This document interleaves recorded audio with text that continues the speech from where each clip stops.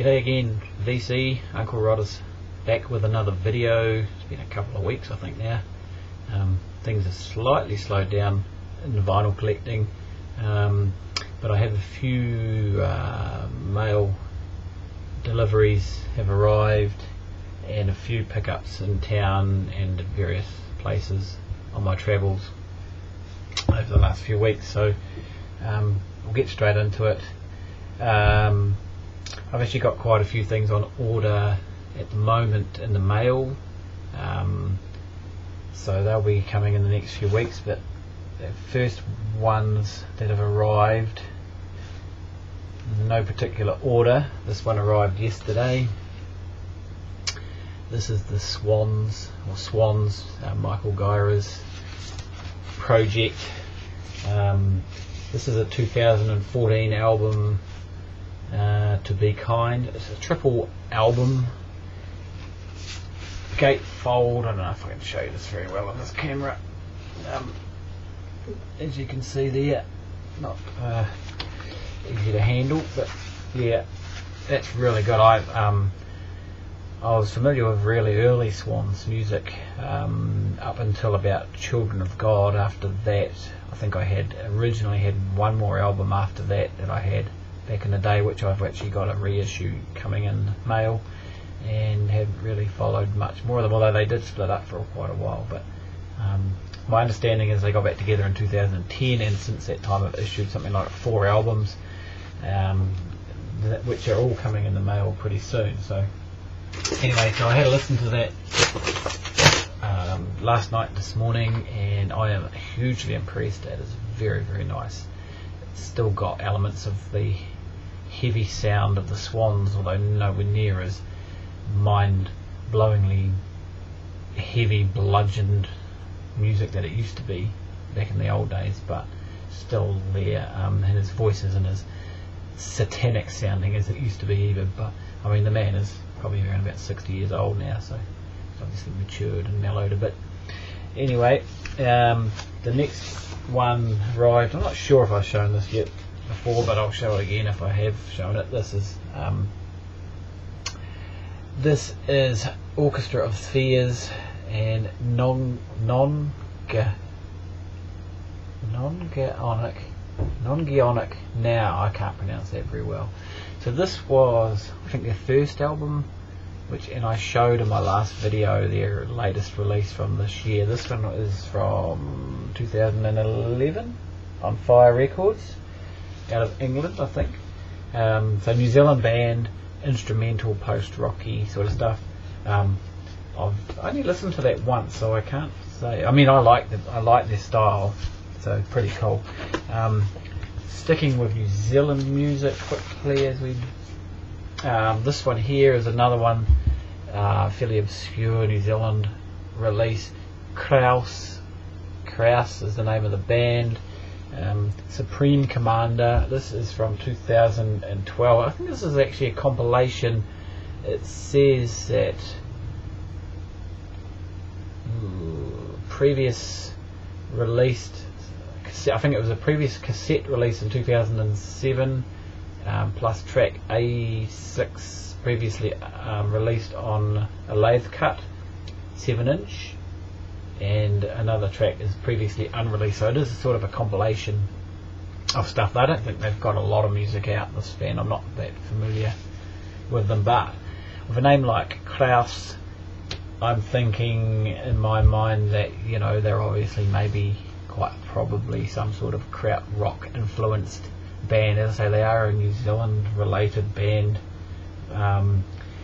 It's another record that Chris had shown on one of his videos quite some time ago, and this sort of music appeals to me.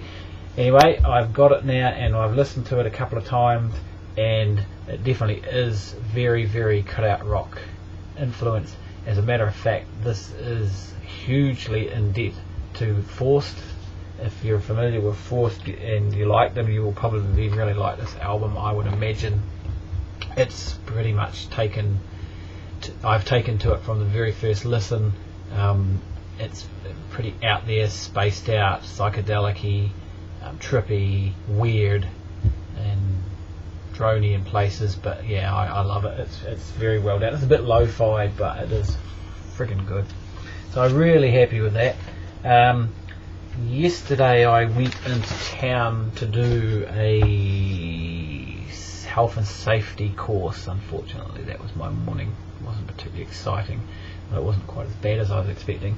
So I had shown on a video a record by the Bats, an EP by Night, which is a New Zealand Flying Nun EP from the early 80s. Unfortunately, and I might have mentioned it in my video, that the damn thing had, it was a second hand thing and I paid a reasonable sum of money for it. It had a big blip in the first track on each side. It was I guess it's a manufacturing fault. Of course, whoever sold it to the record shop didn't mention it, and it wasn't something you could visually see on the record, but as soon as you put a needle on it and had it on a turntable, it was pretty obvious, and the needle was practically jumping off the track. So I took that back to them. They were more than happy to swap it, and I was looking through their bins, so I'm going to show these first. And the first thing I found was this, and the Chills. This is it's kind of like their first album. It's not it's a fairly short album. It's got 8 tracks on it, and they're fairly short, so there's not much more than half an hour of music on here. This is a compilation. It's 2 of the tracks off the Chills that they did, which on the Dunedin double EP, which I managed to find a copy of recently, which I showed a couple of videos ago, plus their first 3 singles in full. So yeah, really good. Original Flying Nun issue from 1986, I think it came out, and this is actually due for reissue very, very soon. As a matter of fact, in a matter of days. But I'm glad to have the original, and it wasn't actually that dear. I would probably be paying more for the reissue, to be honest. So that was a good score. And also I found in the new bins this, which is another Bill Irene. This is an EP. Bill Irene and Barry Stockley. Bill's playing acoustic and electric guitar. Barry's playing a stand-up bass. I don't know if you can see that in the picture there. There's a picture of them on the back. This is a 12-inch EP, 45 RPM, although there is 9 songs on it, and it's really cool. It is really good. I had listened to it for a couple of times. Once last night, once this morning. Last night with the headphones, and it actually did sound really nice. It's pretty quirky. Bill Irene is earning my respect more and more as I listen to his stuff. I was familiar with his very early, a couple of early songs that he did back in the early 80s with the Builders, and I did recently pick up a Builders album. So if I see any Bill Irene records, rare as they are, I will certainly snap them up. So pleased to have that one in my New Zealand collection.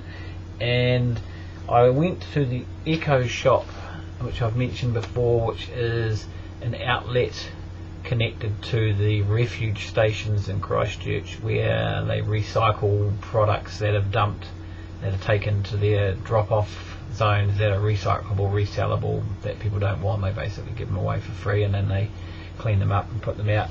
And they have a lot of records there, but most of it is, thrift shop stuff. There's not much. A lot of classical, a lot of easy listening, really not stuff. But I mean, they've got thousands of records, and it's a real chore to go through it all. But I spent nearly an hour down there yesterday just flicking through a couple of their rows, and actually came across this. Now, excuse me, it's not in the best of conditions, the cover wise. It is Triumph. Now, I'd seen Triumph being flashed around on Facebook. I didn't really know what they were, but the cover's quite cool. The album's called Just a Game, and they are a Canadian heavy rock band from the late 70s, early 80s. It's quite well produced. It's good quality sound. Yeah, sort of verging on the heavy metal style of the time, but not like Van Halen and that sort of. You could, but although some of it's a bit more mellow than that. The first side's actually the better side. 50 cents for this. The jacket's a wee bit ripped down one side. I can do a few minor repairs, but the interesting thing is that this is I can't find this on Discogs. Like, I mean, this is not the original. This is a reissue. I mean, it's got a barcode on the back of it, up in the back corner here. So it's because originally it came out in 1979, I think it was, or 1980. So this isn't the original, and I can't find any. There's no record label on this. There is numbers. There's a 3418 number, and also it talks about the original issue down on the bottom, what the original number catalogue issue was. The cover is also not. The original cover is actually coloured, whereas this is kind of like as you can see, it's just a green tinge of the original colour. I reckon it looks really cool. It's actually cool. The record itself is in playable condition. It's got a fair bit of noise about the first 30, 40 seconds of the first track on each side where something's happened to the record, but I give them a good clean up and it seems to have come up alright. And I actually quite like the music. It's fairly generic, commercial, heavy rock in some ways, but I think I quite like them and they seem to be quite popular. I was hoping, I mentioned a few months back after the New Zealand Music Month that I was going to start picking up some of the Sonic Youth reissues, and I have. And I picked up a copy of Goo, which I'd found in a shop here in Christchurch a while back, and this month I've actually ordered quite a few Sonic Youth albums, reissues, and the first one to arrive is this one here, Sonic Youth Daydream Nations, and I was very suspicious when this arrived. There's the gatefold. So this is basically, when I looked at it, first of all, it was very, very poorly packaged from the seller. I bought it through the New Zealand site Fish Pond, which I have bought many CDs through over the years, and recently have bought quite a lot of vinyl, but not so much vinyl from overseas. I mean, I bought a lot of the Blue Note reissues through them, and they were actually available from New Zealand, from their New Zealand distribution store, so they were actually housed them in stock. But a lot of the products they sell are actually sourced directly from overseas, so they buy them from the seller and then forward them on to us. So I don't know who the seller was over in America that sold this, but it turned up in basically a thin bubble wrap envelope with absolutely no additional protection. It's got a crease here, it's got a dinged corner, another dinged corner. There's even ring wear you can see around the outside, although the cardboard is quite flimsy, reasonably flimsy. The other thing I was really suspicious about was all it's got is a barcode on the back, and there is no record label at all. There are credits inside and stuff, but there is no mention of the record label. There is no numbers on it, but there is some numbers on the internal matrix, numbers on the internal groove of the record. Anyway, after a little bit of research, because I was thinking this is some sort of freaking European pirate copy out of Russia or something, you know, like there's quite a lot of that going around. Turned out that actually this is the proper reissue from Goofin Records, which is a kind of it's Sonic Youth's own kind of label, which is interesting. So I had a look, and I did find this on their website. It had super remastered on the sticker. I mean, on the shrink wrap. I mean, I always take the shrink wrap off. I hate the stuff. I mean, I don't mind that it comes in shrink wrap, but I don't leave it on my records, and it's just a sticker. So I took that off. So it turns out, yeah, this was their reissue. They've reissued this on their Goofin label from 2014, and that's the copy I've got. And so, I mean, at the end of the day, I can't be freaking bothered with the hassle of going back through and sending it back to the seller and all that shit. I mean, the vinyl plays alright, although it has got a slight buckle in the vinyl, which I'm finding I'm getting quite a lot of in new vinyl. Even some of the, it's not whether it's a packaging thing again or whether that was damaged, bent in packaging. I doubt it. Unfortunately, the modern vinyl is not the best. So yeah, their reissue program is a little bit. Some of them are coming out on one label, like the Goofin label, and some of them are coming out on another label, like this one. This one here turned up this week. So this is on the DGC, David Geffen and Universal. So this is that on that label. Again, off their website, but I didn't buy this. This one came through Amazon, but this one was much better packaged. It had good sturdy cardboard. It was actually wrapped in 2 layers, taped in 2 layers of cardboard. It still has bloody ding in the corner, you know. The postage people are just so bloody rough on it, you know.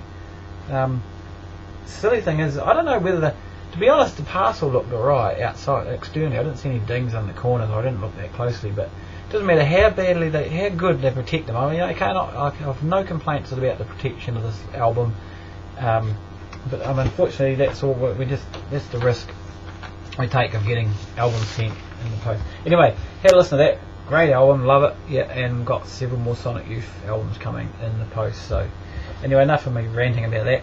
So, the other week I was in town again, and I went to the warehouse, and the amount of vinyl that's turning up at the warehouse is getting more and more all the time, but the pickings are pretty slim, to be honest. I mean, you know, as I've probably said before, there's plenty of Beatles and a bit of Rolling Stones and Pink Floyd. I mean, the new Pink Floyd reissues are turning up, but frankly, I'm not paying $50 each for them.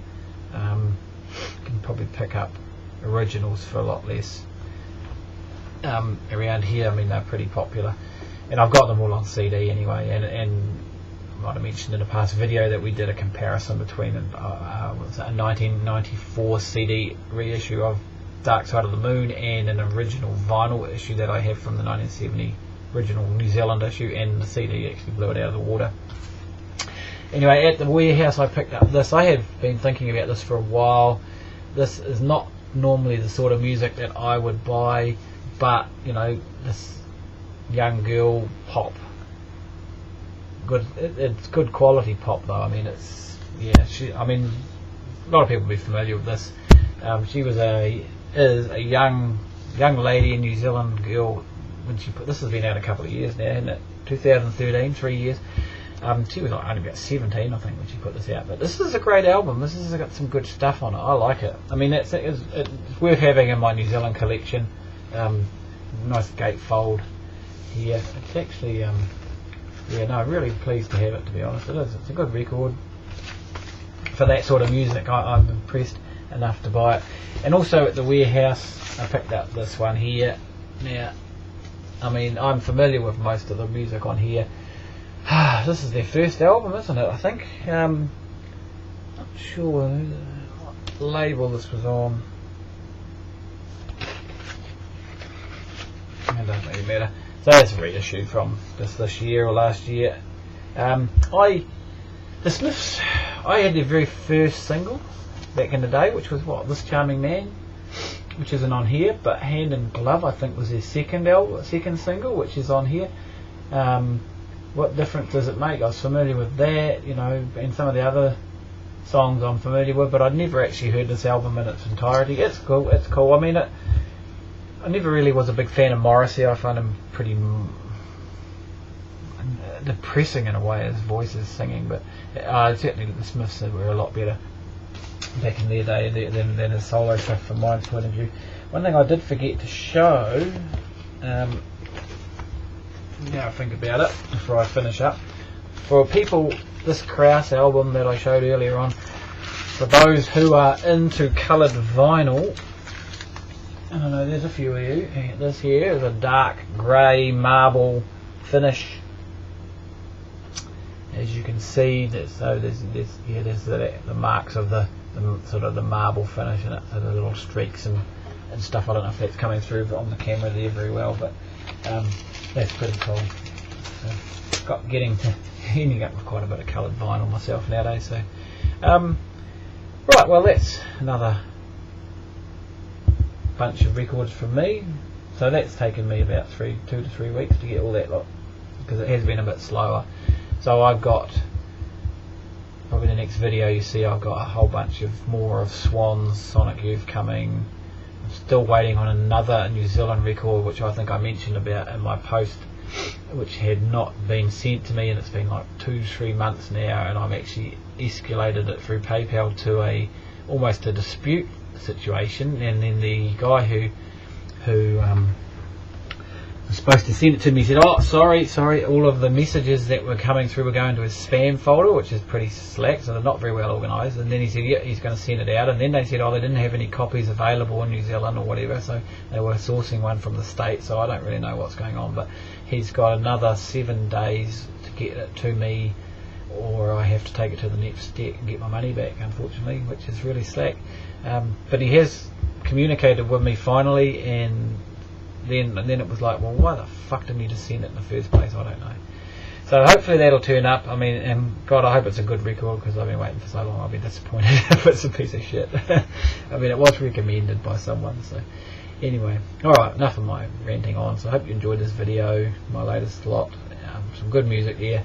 Pretty much nothing of no duds there at all that I've heard so far, so I'm pretty happy with that lot. Anyway, we'll see you again in the next video. Thanks for watching.